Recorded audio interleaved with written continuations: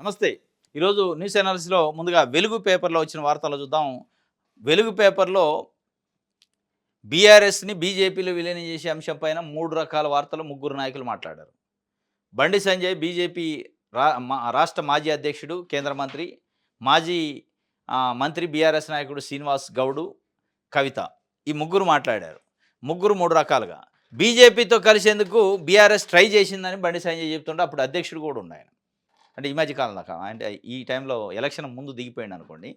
అధ్యక్షుడిగా ఉన్నాడు అంటే ఆ స్థాయిలో కేంద్రంలో ఆయనకు సంబంధాలు ఉంటాయి. గతంలో అధ్యక్షుడిగా పనిచేసిండు కాబట్టి. ట్రై చేసింది వాస్తవమే అని చెప్పిండు. కుండ బద్దలు కొట్టిండు.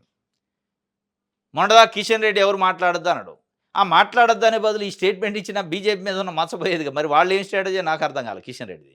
మరి అది ఏం స్ట్రాటజీ నోరు మూసుకోండి ఎవరు మాట్లాడొద్దు మందు కాదు గొడవ అంటే, అరే బీజేపీలో బీఆర్ఎస్‌ని విలీనం చేయడానికి ప్రయత్నం చేస్తుంటే నేను అడ్డుకున్నా అని కవిత చెప్తుంటే, లేదు లేదు అసలు బీఆర్ఎస్‌కి, బీజేపీకి ఆ ప్రస్తావన ఉందా లేదా చెప్పాల్సిన బాధ్యత అటు బీజేపీ, బీఆర్ఎస్ పైన ఉంది.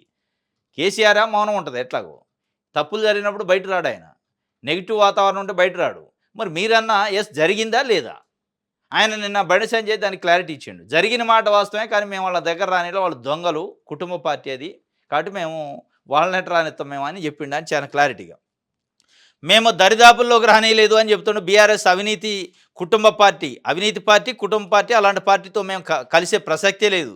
కవిత లేక లేక పేరిట డ్రామాలు కాంగ్రెస్ డైరెక్షన్‌లో చార్జ్ పత్తా cinema Harish, KTR, Kavitha, Santosh lead roles, KCR joker. Congress 6 గ్యారెంటీల నుంచి ప్రజలను దృష్టి మళ్లించేందుకే ఈ ఎత్తుగడ. భారత సైన్యం ఆత్మస్థైర్యాన్ని దెబ్బతీసేలా సీఎం రేవంత్ వ్యాఖ్యలు ఉన్నాయని చెప్తుండు. ముఖ్యంగా ఆయన చెప్పింది ఏంటంటే, మేము వాళ్ళ దరిదాపులోకి కూడా రానియలేదు. అది కుటుంబ పార్టీ, అవినీతి పార్టీ. మేము ఎందుకు రానిస్తామని చెప్పిండు ఆయన. వచ్చింది వాస్తవమే. ట్రై చేశారు. కానీ మేము రానియలే.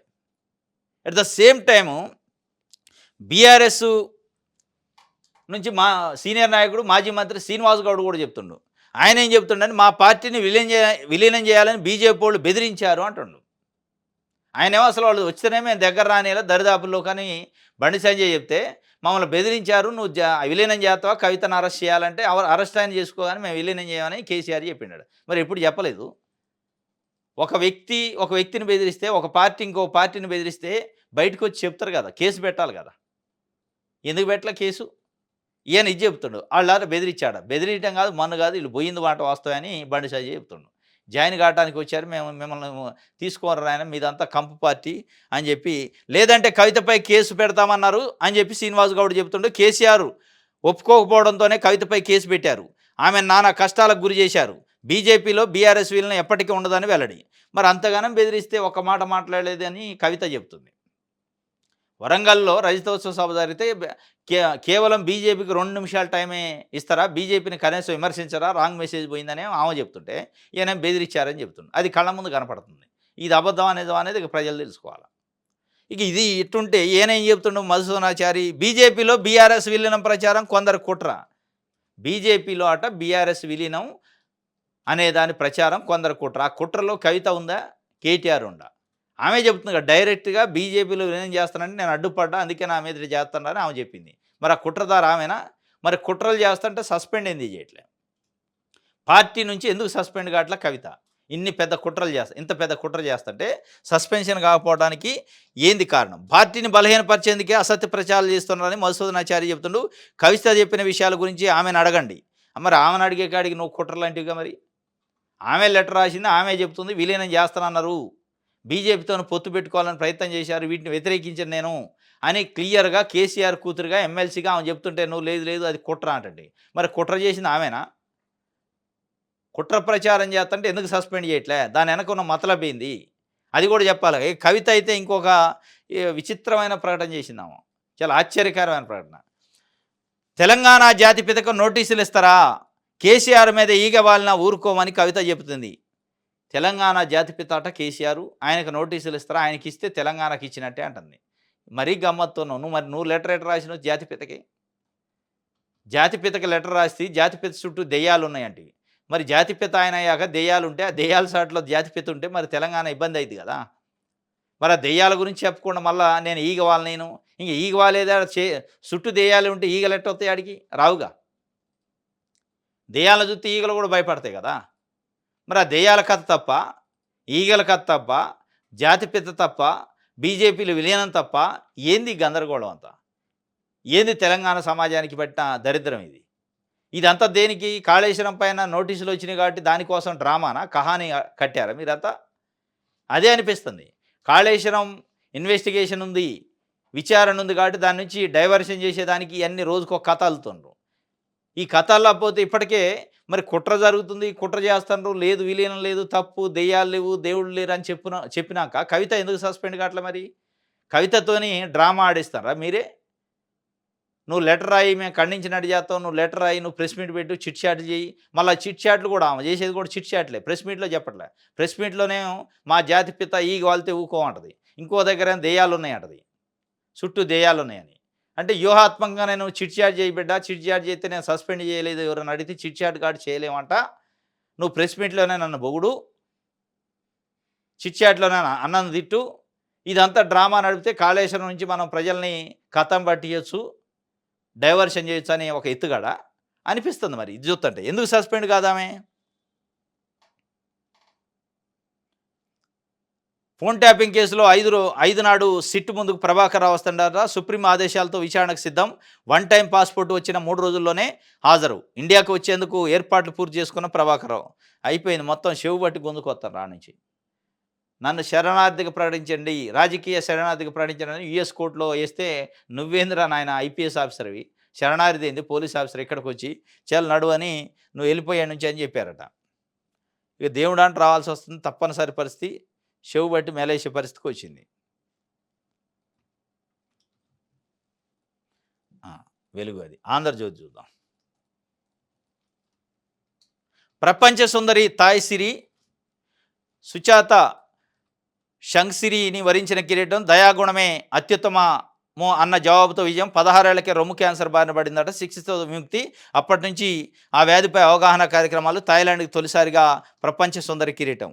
రన్నరప్లుగా ఇథియోపియా, పోలాండ్, మార్టినికా సుందరిమణులు. టాప్ 20లో నందిని గుప్తా. నందిని గుప్తా అంటే మిస్ ఇండియా, ఆమెకు రాలే టాప్ వచ్చింది ఎవరంటే థాయిలాండ్ అట. ఈమె వాస్తవంగా ఒక క్యాన్సర్ పేషెంట్ అట. గతంలో 2023, 22, 21 ఆ ప్రాంతాల్లో క్యాన్సర్ సోకిందట, బ్రెస్ట్ క్యాన్సరు. దాన్ని జయించి ఆమె క్యాన్సర్ మీద ప్రపంచవ్యాప్తంగా ప్రచారం చేస్తున్నారు, క్యాన్సర్ నిర్మూలనకు ఏం చేయాలనేది అనే విషయం పైన. దాంతోపాటు దయాగుణమే అత్యుత్తమం అని ఒక జవాబు ఇచ్చిందట. అన్నిటికంటే ఏంటిది అత్యుత్తమం అంటే దయాగుణం అనే దానికోసం ఆమెకు సెలెక్ట్ అయిందట, ఆ జవాబుకే సెలెక్ట్ అయిందట. మొత్తానికైతే 22 సంవత్సరాల సుందరిమణి, ఆమె ప్రపంచ సుందరి అని మిస్ వరల్డ్గా సుచాత షంగ్సిరి. ఇది మొత్తానికైతే భారతదేశానికి రాలే. టాప్ 20లో ఉంది కానీ భారతదేశానికి రాలేదు. రన్నరప్లో కూడా లేదు. ఇథియోపియా ఉంది, పోలాండ్ ఉంది. కేసీఆర్కి నోటీసులు అంటే తెలంగాణకి ఇచ్చినట్టే. మరి కేసీఆర్కి లెటర్ ఇచ్చితే ఎవరికి ఇచ్చినట్టు? తెలంగాణకి ఇచ్చినట్టు కదా. ఏమే నోటీసులు అదే లెటర్లు రాస్తుంది, దెయ్యాలు ఉండటది, మళ్ళీ కేసీఆర్ మీద ఈగ వాళ్ళకి వాళ్ళని లెటర్లు వాళ్తున్నాయి. కేసీఆర్కి మీరు లెటర్ రాస్తే ఎవరికి రాసినట్టు? మరి తెలంగాణ జాతిపితకు రాసినట్ట, తెలంగాణకు రాసినట్ట? అది కూడా చెప్పాలి మీరు. ఆమె చెబుతుంది కొందరు బీజేపీ సీనియర్లతో కేసీఆర్కి సంబంధాలు ఉన్నాయి, ఆ కారణంగానే పార్టీ అధ్యక్ష పదవి నుంచి బండిని తప్పించారు. గత ఎన్నికల్లో కేసీఆర్ చెప్పినట్టే బీజేపీ అభ్యర్థుల ఎంపిక జరిగిందని మహేష్ కుమార్ గౌడ్ చెబుతుండు. బీజేపీలో ఉన్న కొందరు సీనియర్లతోని, ఢిల్లీలో పెద్దలతోని కేసీఆర్ సంబంధాలు ఉన్నాయి కాబట్టి బండి సంజయ్ని మార్చారు. దాని తర్వాత బీజేపీ కంటెస్టింగ్ ఎక్కడెక్కడ చేయాలి, ఎక్కడెక్కడ ఏ అభ్యర్థిని పెట్టాలన్నా కూడా కేసీఆర్ డిసైడ్ చేసిండట. మరి అందుకేనట్టు కిషన్ రెడ్డి ఎవరు మాట్లాడదు, సపోర్ట్ చేయొద్దు, మనం బీఆర్ఎస్ మనం ఒకటని చెప్తుండా, లేదా బండి సంజయ్ అయితే క్లారిటీగా చెప్పిండు. ఈనాడు చూద్దాం. ప్రపంచ సుందరి సుచాత, థాయిలాండ్ సుందరి కిరీటం. మొదటి రన్నరప్గా ఇథియోపియా బామ, 2వ 3వ రన్నరప్లుగా పోలాండ్, మార్టినిక్ సుందరిమణులు. సీఎం రేవంత్ రెడ్డి సమక్షంలో విజేతల ప్రకటన. టాప్ 20కే పరిమితమైన మిస్ ఇండియా నందిని గుప్తా. ఉద్యోగ సమస్యలపై మంత్రివర్గ ఉపసమానికి నివేదిక ఇచ్చారట, రిపోర్ట్ వచ్చింది. ప్రభుత్వ ఉద్యోగుల సమస్యల పరిష్కారానికి రాష్ట్ర ప్రభుత్వం సీనియర్ ఐఏఎస్ అధికారులతో ఏర్పాటు చేసిన త్రిసభ్య కమిటీ శనివారం తమ నివేదికను మంత్రివర్గ ఉపసంఘం చైర్మన్ డిప్యూటీ సీఎం బట్టి విక్రమార్కకు అందజేసింది. భూపరిపాలన ప్రధాన కమిషనర్ నవీన్ మిత్తల్, పంచాయతీరాజ్ శాఖ ముఖ్య కార్యదర్శి లోకేష్ కుమార్, ట్రాన్స్కో సీఎండి కృష్ణభాస్కర్ల కమిటీ ఉద్యోగ సంఘాలతో సమావేశమై వారి సమస్యలు తెలుసుకుంది. అనంతరం వాటిపై పూర్తిస్థాయిలో అధ్యయనం చేసి పలు సిఫార్సులతో కూడిన నివేదికను సిద్ధం చేసింది. దాన్ని శనివారం సాయంత్రం ప్రజాభవన్లో ఉప ముఖ్యమంత్రికి సమర్పించింది. మంత్రివర్గ ఉపసంఘ సభ్యులైన మంత్రి పొన్నం ప్రభాకర్, ప్రభుత్వ సలహాదారు కేశవరావు, కూడా ఈ సమావేశానికి హాజరయ్యారు. అధికారుల నుంచి నివేదిక స్వీకరించిన సందర్భంగా ఉపసంఘం సభ్యులు మాట్లాడుతూ త్రిసభ్య కమిటీలోని సీనియర్ ఐఏఎస్ అధికారులు ఇచ్చిన నివేదికను పూర్తి స్థాయిలో అధ్యయనం చేస్తాం. వారు సూచించిన సిఫార్సుపై చర్చించేందుకు ఉద్యోగ సంఘాలతో అతి త్వరలో సమావేశం అవుతాం అని వెల్లడించారు. పెండింగ్ బిల్లుపై ఉపసంఘం ఏర్పాటైందట. మొత్తానికి ఉద్యోగ సంఘ సమస్యలపైన వాళ్ళు ఈ మధ్యకాలంలో సమ్మె చేస్తాం, పెన్ డౌన్ చేస్తాం అన్నారు. వాళ్ళు అధికారుల స్థాయిలో ఒక త్రిసభ్య కమిటీ వేశారు నవీన్ మిత్తల్ ఆధ్వర్యంలో. అది నిన్న ఆ మంత్రివర్గ ఉపసంఘం చైర్మన్ మల్లు భట్టి విక్రమార్కకి ఆ రిపోర్ట్ ఇచ్చారు. ఆ రిపోర్ట్‌లో వాళ్ళు చేసిన సిఫార్సులు, వాళ్ళు చేసిన రికమెండేషన్స్ కూడా పరిశీలిస్తారట. పరిశీలించి ఉద్యోగ సంఘాలతోని ఓ సమావేశం ఏర్పాటు చేసుకొని వాళ్ళ సమస్యలు పరిష్కరిస్తామని ఒక ఆశావాద దృక్పథం చెప్పారు గానీ డబ్బులు లేవు. డబ్బులు వ్యవహారం చెప్పట్లే వీళ్ళు. డొంక తిరుగుడు వ్యవహారం ఏదేదో చెప్తారు గానీ వాళ్ళకి రావాల్సిన డీఏల గురించో, పెండింగ్ డీఏలో, పీఆర్సీనో, ఐఆర్‌ఓ, హెల్త్ కార్డ్‌లో లేతే రిటైర్మెంట్ బెనిఫిట్సో వీటి గురించి చెప్పట్లే. డొంక తిరుగుడు వ్యవహారం చెప్తున్నారు. కమిటీలేసి కాలయాపన చేస్తున్నారు తప్ప ఆ విషయం ఇక దాటేసే ధోరణే ఉంది తప్ప ఎక్కడా కూడా క్లారిటీగా రిపోర్ట్ వచ్చింది. ఇక తొందరలో మీకు డీఏలు ఇస్తాం, లేకపోతే ఇది ఇస్తాం, ఐఆర్ ఇస్తాం, పీఆర్సీ ఇస్తాం అనేది చెప్పట్లే. దిశ పేపర్ కొత్త పార్టీ లేనట్టే. ఎమ్మెల్సీ కవిత కార్యకలాపాలన్నీ తెలంగాణ జాగృతి ద్వారానే బీఆర్ఎస్కు సమాంతరంగా జాగృతి ప్రోగ్రామ్స్. ఇక చురుగ్గా కార్యక్రమాలు, నిరసనలు, జిల్లాల పర్యటనలు 30 వరకు అనుబంధంగా విభాగాల ఏర్పాటు. కవిత బలోపేతం దిశగా జాగృతి బలోపేతం దిశగా కవిత రాజకీయ వ్యూహాలు. ఇక కొత్త పార్టీలు ఉందని ఇప్పుడు చెప్పింది చెప్పలేదు. ఇదంతా డ్రామా, నాటకమే. కేసీఆర్కి, హరీష్ రావుకి కాళేశ్వరం పైన వేసిన జ్యుడిషియల్ కమిషన్ నోటీసులు ఇచ్చింది. ఆ నోటీసుల నుంచి డైవర్షన్ చేయడానికే చేసినట్టుంది తప్ప నిజంగానే నోటీసు ఆమె చేసిన వ్యాఖ్యలో, ఆమె చెప్పిన లేఖో నిజంగా ఇచ్చిందైతే, వాళ్ళల్లో ప్లాన్ లేకుండా ఇచ్చిందైతే సస్పెండ్ కావాలి. ఆమె చెప్పిన మాటలకి, ఆమె చేసిన కామెంట్స్కి. నాకు లీడర్ లేడు, నేను ఎవరి కింద పనిచేయను ఇవన్నీ చెప్పిన తర్వాత దెయ్యాలున్నాయి, ద్రోహులు ఉన్నారు, నా పైన కుట్ర జరుగుతుంది ఇవన్నీ చెప్పిన తర్వాత బీజేపీతో పొత్తు పెట్టుకోవడానికి కేసీఆర్ ప్రయత్నం చేస్తే నేను అడ్డుకున్నా అని చెప్పిన తర్వాత ఇవన్నీ పార్టీ వ్యతిరేక కార్యకలాపాలు కదా, పార్టీని డ్యామేజ్ చేసే కార్యకలాపాలుగా ఎందుకు సస్పెండ్ చేయాలా? ఇదంతా డ్రామా. కొత్త పార్టీ ఉంటుందని కొద్దిసేపు ఆమె దెయ్యాలు ఉంటుందంటది, ఇంకోటి బీజేపీ అంటారు, పొత్తు అంటారు, విలీనం అంటారు, ఇవన్నీ చెప్పి జనాల్ని డైవర్షన్ చేయటం 5వ తారీఖు దాకా ఈ డ్రామా నడుతుంది. మొబైల్లోనే భూ హక్కులాట. త్వరలో భూభారతి యాప్ సెల్ ఫోన్లో భూమి వివరాలు చూసుకునేలా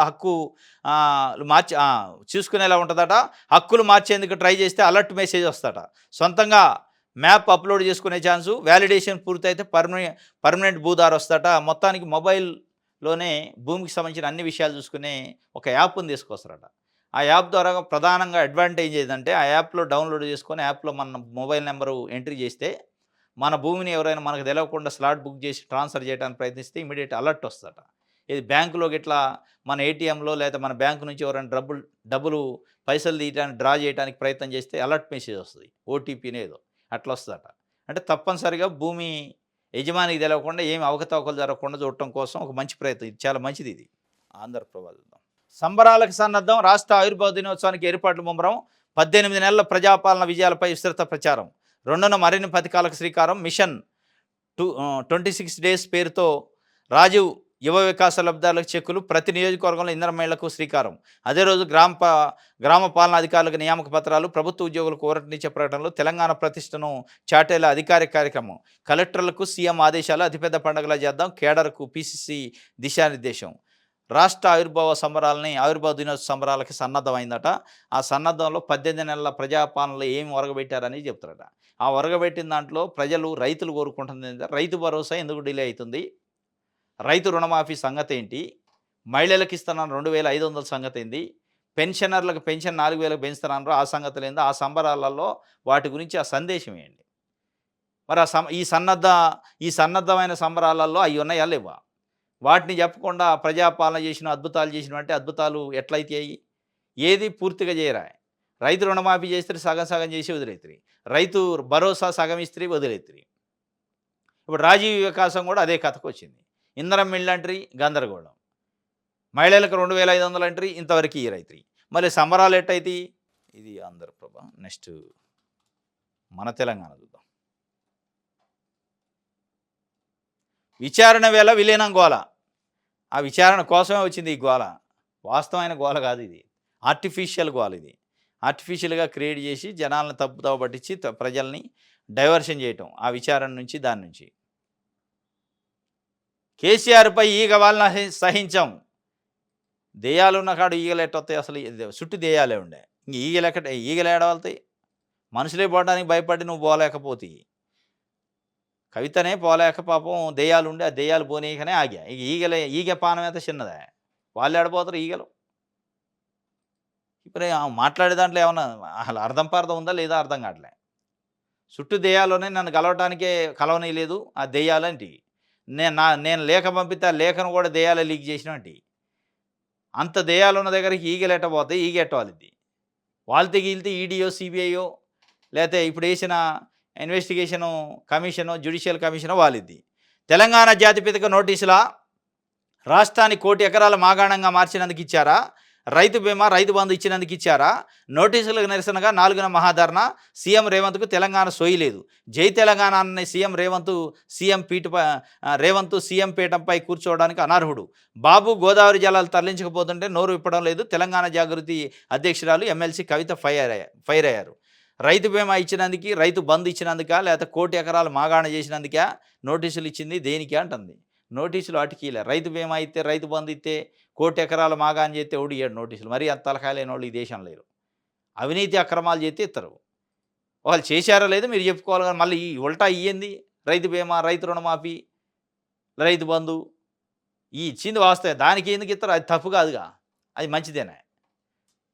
ఇచ్చింది మంచిదానికి కాదు తల్లి.